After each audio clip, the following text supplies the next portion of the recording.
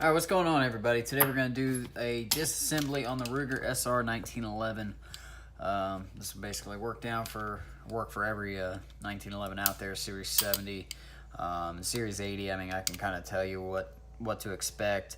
There are some other model manufacturers of 1911s that have done a few different things. You know, you got full-length guide rods and things like that that can change the disassembly process. But for the most part, it's all pretty much the same. So we'll go ahead and start with what you already know how to do.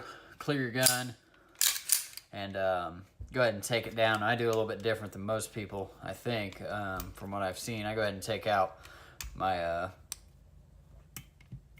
recoil spring and everything first, and now I'll pull it back, pop the pin out, maybe. There we go. And pull the slide off from there. Get that out of my way. Now we'll go ahead, start with the slide, do all your field strip that I'm sure everybody knows how to do already. Barrel out. So now we'll start with the slide.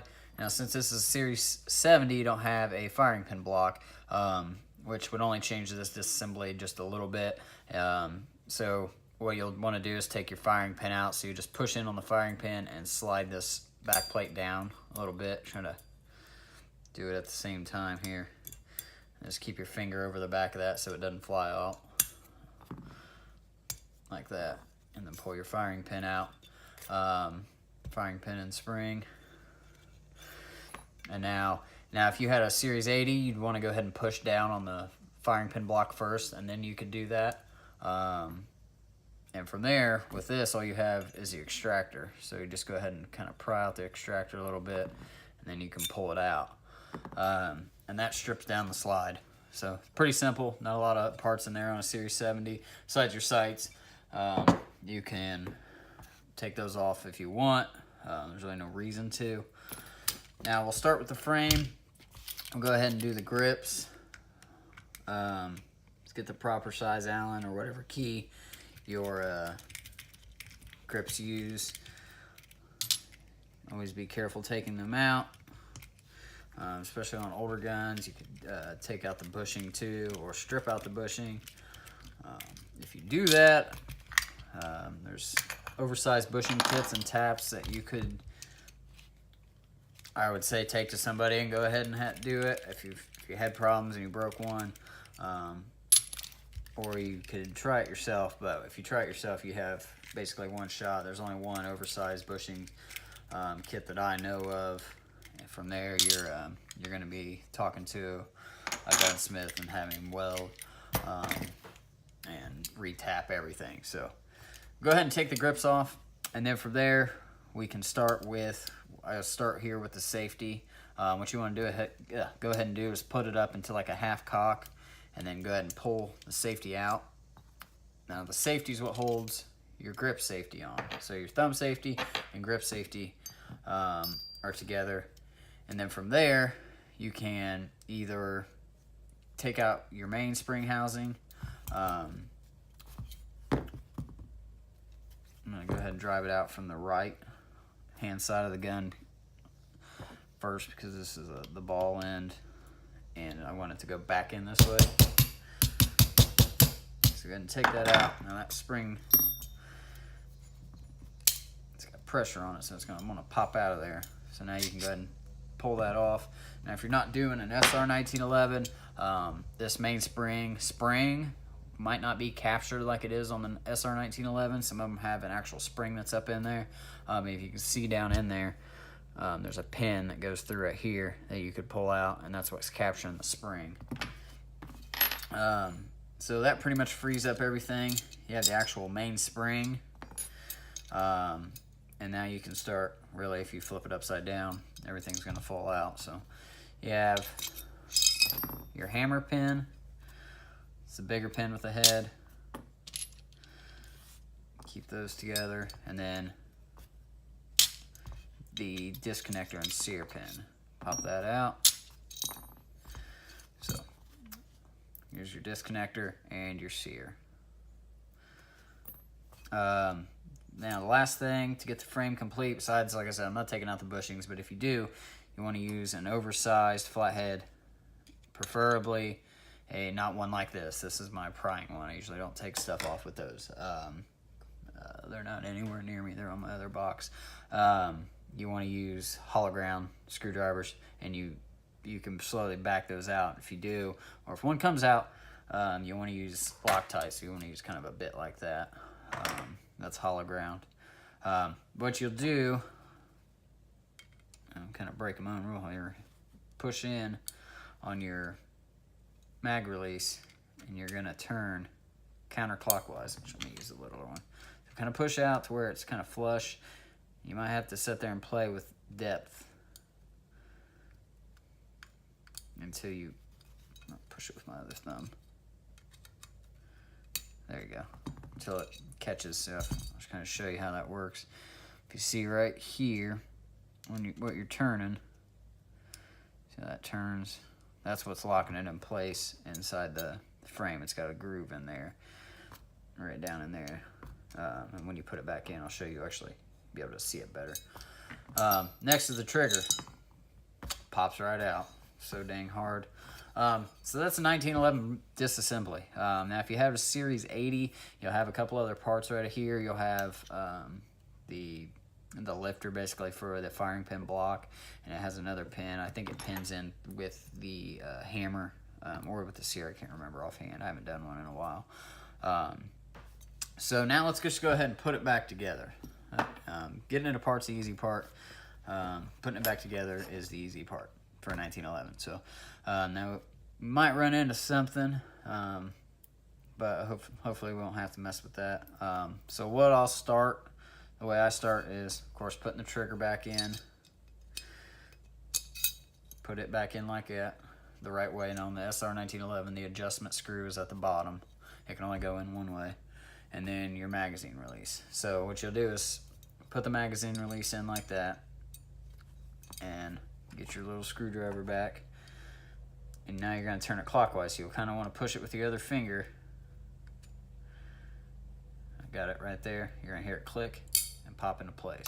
So it grabbed its spring, shot back, and now it's under its spring tension again. Probably the easiest mag release there is to take out. And that also captures the trigger. So from here, we'll put the sear and the disconnector back in. That's probably the hardest part. So if you look at your disconnector, it comes out, and it's got a cutout kind of right here, and the back end of it's flat. So you got two sides basically. One's got the cutout, and one end that's flat. The flat part goes towards the trigger, front of the gun, and then the sear will rest like this. So hopefully you're not seeing this backwards, but you want the S part going towards the back of the gun. So it's going to basically sit like this. You should be able to hold the disconnector right, and it should kind of stay on there, but that's not how it works in real life. So what I do is flip the gun upside down and slide the disconnector in. Like I said, I'm going to flat part towards the back of the gun, or towards the front of the gun. And I'm just going to go ahead and drop it. Go ahead and just get it down into the hole. Now, I probably should have showed you exactly what that does before I took it out, but if you can see, it comes up through here, and when the slide's got a groove in it right here, and that is what activates as the disconnector when you rack the slide back. So I go ahead and put that in first, get it all lined up, and then it rests on the back of the trigger. So now I can go ahead and get the sear in there, and I just kind of pop it in like that, and it should end up looking something like that when you're done. Now you can kind of hold it in place, flip the gun on its side, and get a small punch and go through the hole. You gotta push the trigger just a little bit, and then you just get everything captured and lined up, so you can see it's. So lay it down, wiggle it around a little bit, and now you can put your pin back through. The head will go. The head will stop, so it can't fall out going down. It'll fall out this way, so don't flip the gun back over this way. So there, you can see how it goes back in there. just like that. Okay, from here we will put the hammer in, and the hammer just goes in. You got the top hole here. Slap that down in there, flip your spur up, and now you put the actual mainspring in. So I want to make sure I pick this part up. I got one of those stupid glass protectors on my phone, and I can't see it from an angle, so I'm hoping I'm picking this up right. Now, get this back where it needs to be here. Okay, so when you put this back in,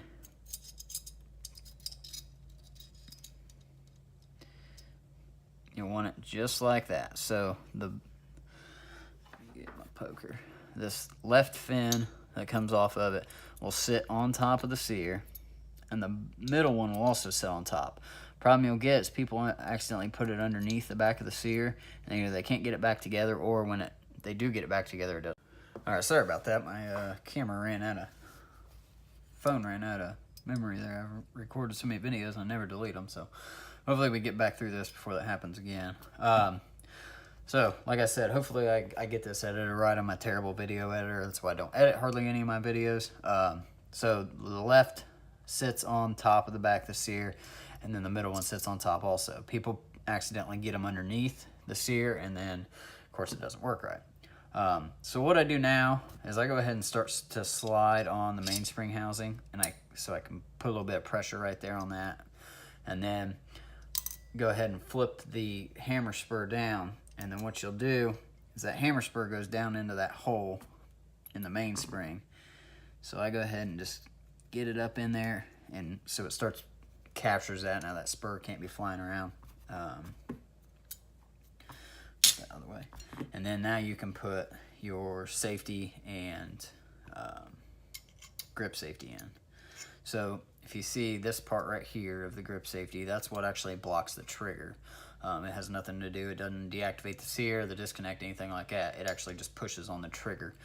I wish I had a cutaway right here I could show you, but so when you push in, it lifts up enough to where you can pull the trigger back. So just in case you didn't know, it has nothing to do with the actual sear. So grip safeties don't really do much, in my opinion. I don't care for them, but for 1911, it's kind of sacrilegious for it not to have one unless it's a micro or something. So now you put the grip safety, get it all lined up. I'm going to pull the hammer back so it's not in my way when I'm putting this back in. And then pop it through. And now what you want to do is push in on the plunger, and it'll snap down, push down in there. There we go. So now that's all in there, working right. I didn't take the plunger out. I guess I could have, but it pulls out and goes back in one way. It's kind of a pain in the butt to get back in there, but it just slides through. So now what you'll do, the frame's almost done. You just gotta be able to push the mainspring up and then put your pin back through. But if you notice, if you can, really doubt you'll be able to see. I'll try to get the light down in there better, but if you look down in through that hole on the actual mainspring, you see it's got kind of a ball end on it. It's part of the mainspring.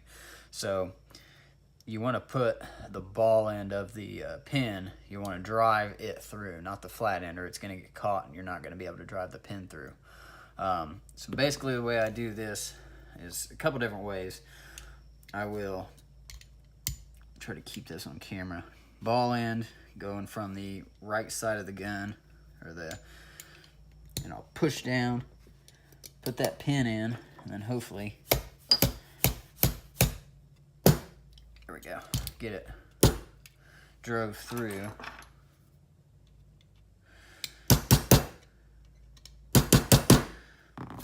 Just like that.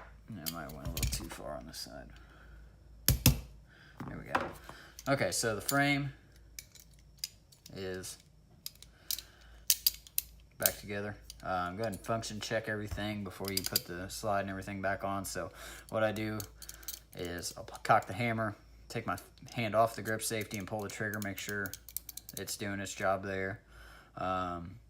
Push in on the grip safety, hold the hammer, or put the safety up, do it both ways. Make sure the safety's activating. And then, so everything's working right there. We can go ahead and slap the grips back on her. What did I do with it? I hate this Allen wrench I have. I have a different set, but I took them to work to mess with something, and this is all I had on me. Go ahead and snug those down. Don't overdo them.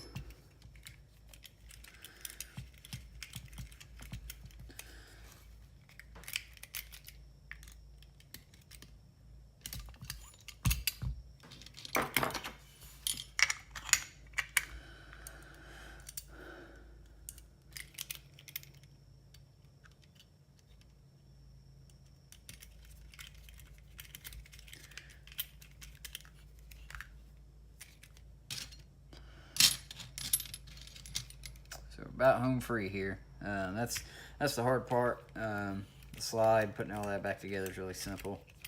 You know, most of the slide disassembly you do when you do a filled strip anyway. So, okay, so frame is good and back together. And we go ahead and do your slide. We'll start with putting the extractor back in. It just slides in. It kind of goes in kind of funky, so you have to sit there and work with it until you get it down in there. And then what you'll do is just look flat through there and make sure that everything's, you can push it a little too far. Just go ahead and pry it just till it's about perfect. And then if you want to go ahead and test before you put the firing pin back in there, make sure, see, like that's not gonna, it needs to come up just a hair more. Make sure that it'll actually go before you have the spring putting tension on it, potentially flying everywhere. So go ahead and get the back plate lined up, and this is like any real modern gun. Just put your firing pin down in there,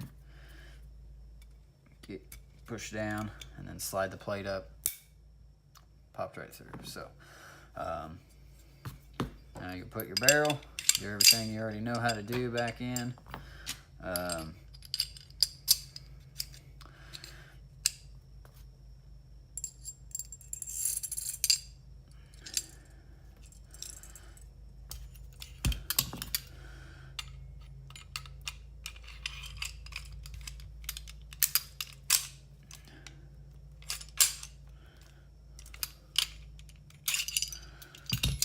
Make sure you get your, oh, flipped upside down on me.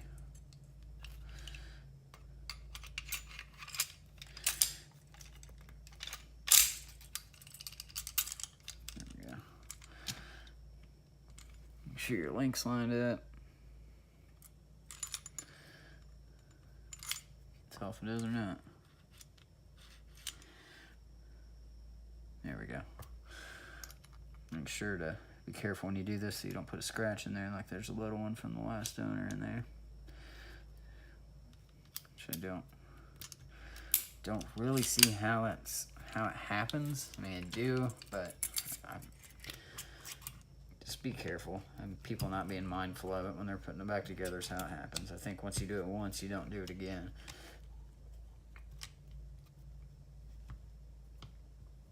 There we go.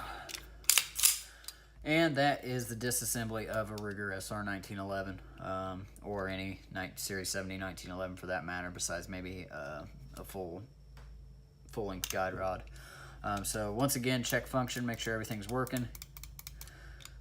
Flip the safety up, make sure everything works there, make sure nothing's gonna fail. Now final function, hammer fires, and she's good to go. So hope you all enjoyed that video. I know there's a million 1911 videos out there, but I just picked this up last week. I've owned 3 or 4 of these Ruger SR1911s, and I really like them. I think they're one of the best built for the money. And I decided to do a video because I should be having a CC75 video here, hopefully mid next week. I'll try to get a SIG 238 video here by the end of the week. I have one of those ready, but I might pick up a CZ75B this weekend. So try to get that and get a new video up for y'all. Like I always say, like and subscribe if you like my videos. And if you have any suggestions on videos I should make or guns you want to see disassembled, let me know and I'll try to pick one up. So hope you guys enjoyed. We'll see you next time on the shooting table.